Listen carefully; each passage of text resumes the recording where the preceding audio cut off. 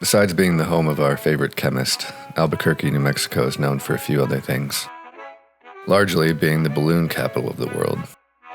Also playing host to New Mexican cuisine, a unique distinction, and certainly one I was looking forward to. However, this morning Brendan would play chef for us as we prepared for our first day exploring Albuquerque.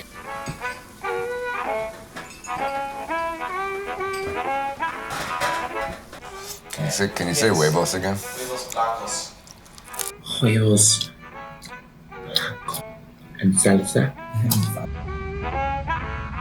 The desert day was calling, and the angle of the sun was just enough to cut through the cold air. So we headed out, once again on I-40, searching for greatness.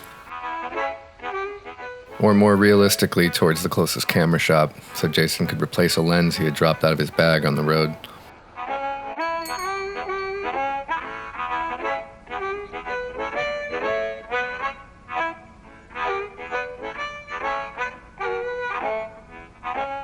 With our errands done for the day, it was time to look for some of these drugs that Albuquerque is famous for.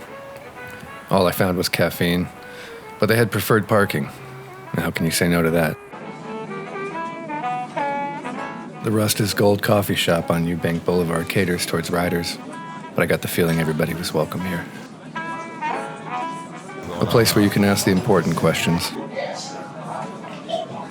does it mean? Lizard.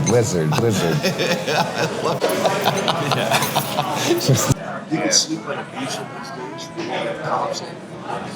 Yeah. We stuck around for some good stories before I realized I was overcaffeinated and hypoglycemic.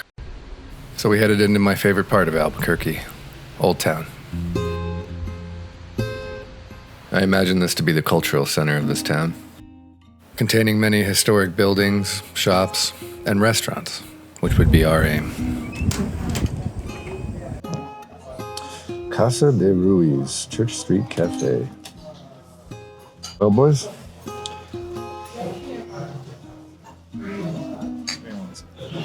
You're fucking this up, Jason. Honestly, I don't even want to do this anymore.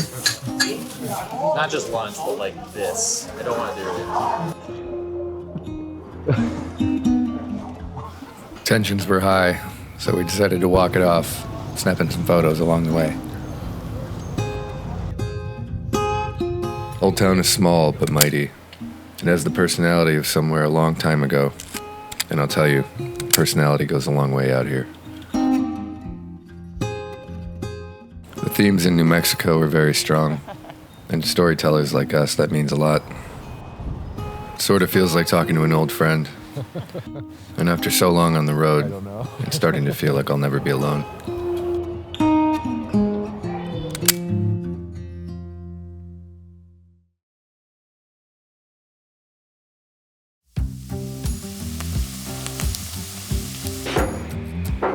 Day 2 would bring kind of a get off my lawn type of energy to the trip as we prepared to head to the shooting range.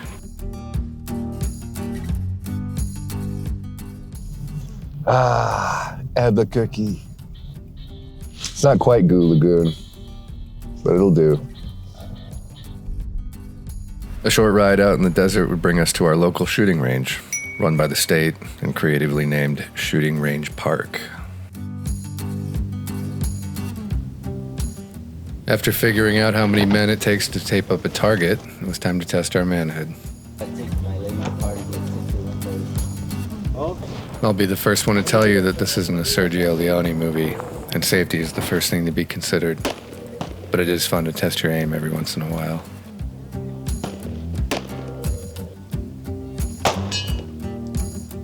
Right around the time we got back, our friend Zach, our fancy New Yorker, had flown in to see us.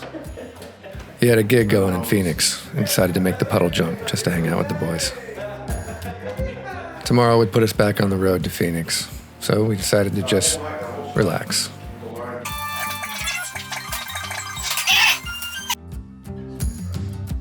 It may not look like much, but I think trips like this is exactly what everyone needs from time to time.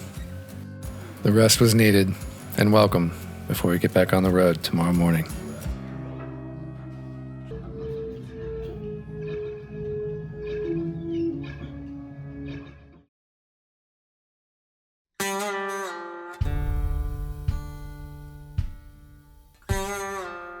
In a stark difference to our usual form, we'd have to balance waiting for the sun to come up and making good time in order to leave. The desert was still cold, but we had an appointment in Phoenix we couldn't miss. Well, the thing about this bottle is that it was entirely full yesterday. No, it wasn't. A little breakfast, and we'd be on our way. The bikes had been cold a little too long. It was time to warm them up again.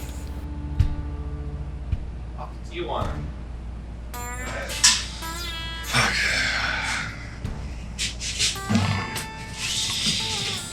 Right on time, baby. A proper send-off, and we'd be ready to hit the road.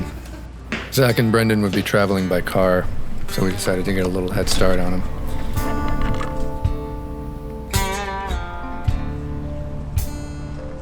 The temperature was manageable out of Albuquerque, but within the next hour we'd gained 2,000 feet of elevation. This day wouldn't warm up anytime soon.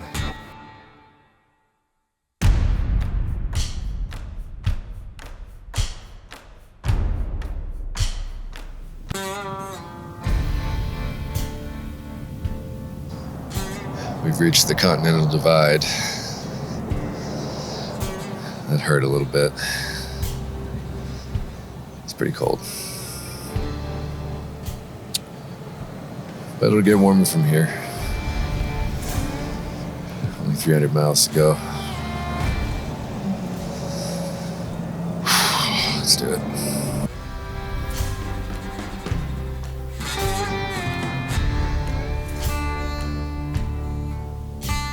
Our last hours on Interstate 40 would be covered in snow as we retraced our steps from days ago, eventually rolling into a town that's becoming more familiar by the day.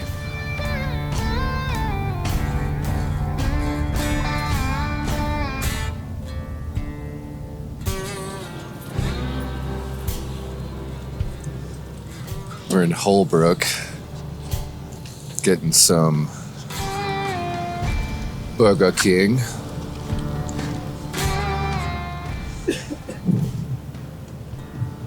Freezing our fucking asses off. I can't feel my legs. Jason can't feel his butt.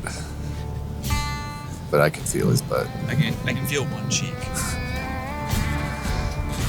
All right, 200 more miles. Let's go.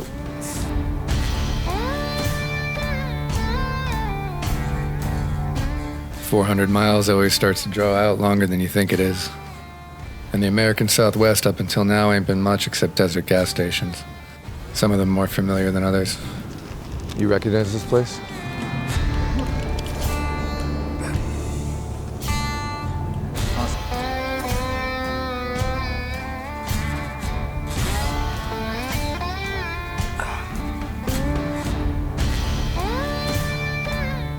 The last leg of the journey, though, would stare us down the barrel of Tonto National Forest. Arguably the best way to get into Phoenix.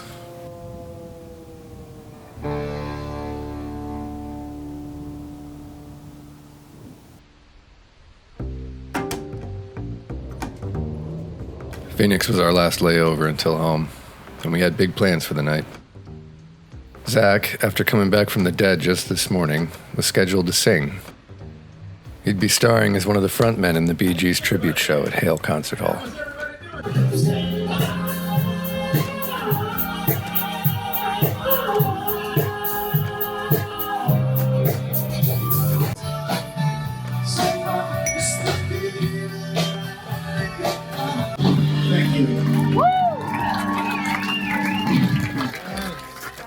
Out in the parking lot, we decided to work on our auditions for next year.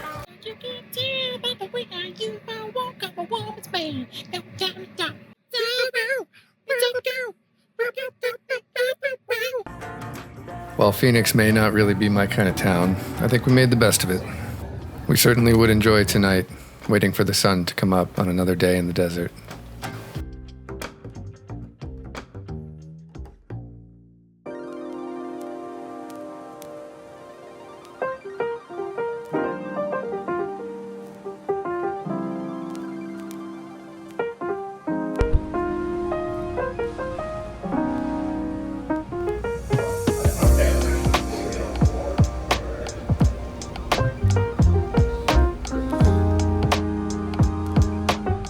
Still riding the high from the trip, I decided to get up and get out the door before it wore off. 400 miles isn't the most attractive day, but it is just another day on the road. A little preparation and the usual ceremony, and we were out the door. I'm not sure what to tell you about what the moral of the story is, but looking back on it, I know I'm not going home empty-handed. Funny how that goes sometimes. Sometimes all that's left is the feeling, and maybe that's the best thing to take with you.